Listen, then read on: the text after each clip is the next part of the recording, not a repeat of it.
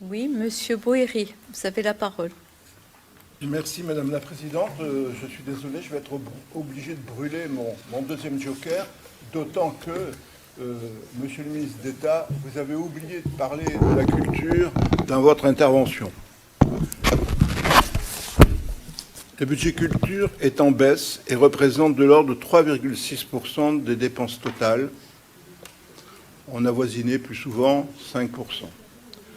La culture est un investissement, je le dis, mais le gouvernement semble jouer Woody Allen.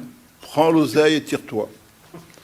Nous disposons d'institutions culturelles de haut niveau, reconnues à travers le monde, ainsi que des associations qui présentent aussi, chacune contribue au rayonnement, à la notoriété et à l'attractivité du pays. Lors de ma communication à l'Académie brésilienne de philosophie à Rio de Janeiro, j'étais fier de parler de notre pays et j'ai insisté sur la force de la culture pour accompagner la notoriété et le développement de notre pays. Un développement ouvert aux autres plutôt que centré sur soi, et notamment la culture, qui est un lien d'attractivité passive, vivre bien dans le pays, et active, donner envie de venir. Mais ça, c'était avant.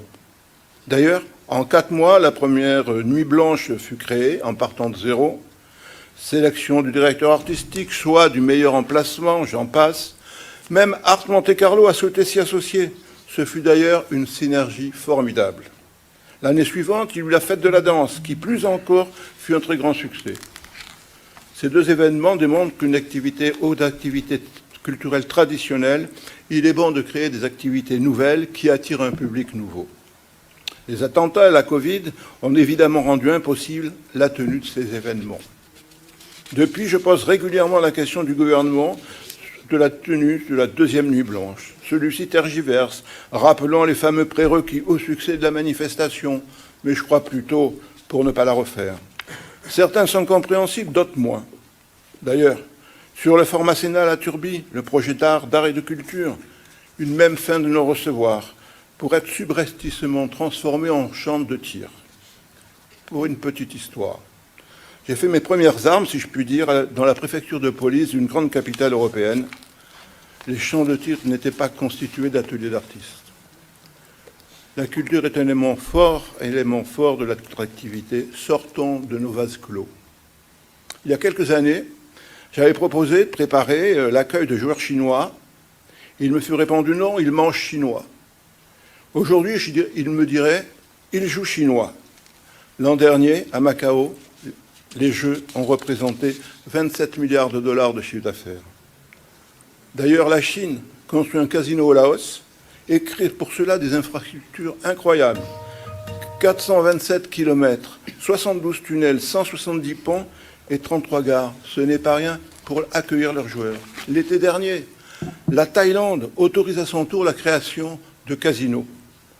Je crains qu'on ait oublié qu'un des 3 ressorts de la civilisation chinoise, c'est le risque, donc le jeu. D'autres exemples, ils sont importants. Fin 2019, je reviens de Corée du Sud avec un projet d'établir des relations culturelles avec Monaco.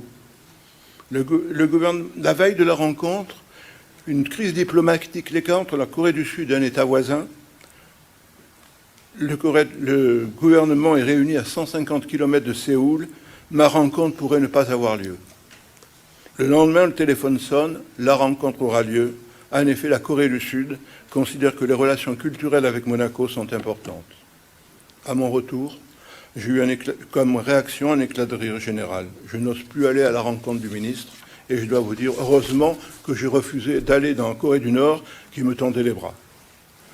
J'ai respiré en écoutant récemment les actions menées par la direction de la coopération internationale. Monaco, malgré tout, agit. Je n'ose pas parler du nouveau projet chinois de la route de la soie culturelle, où Monaco serait inclus.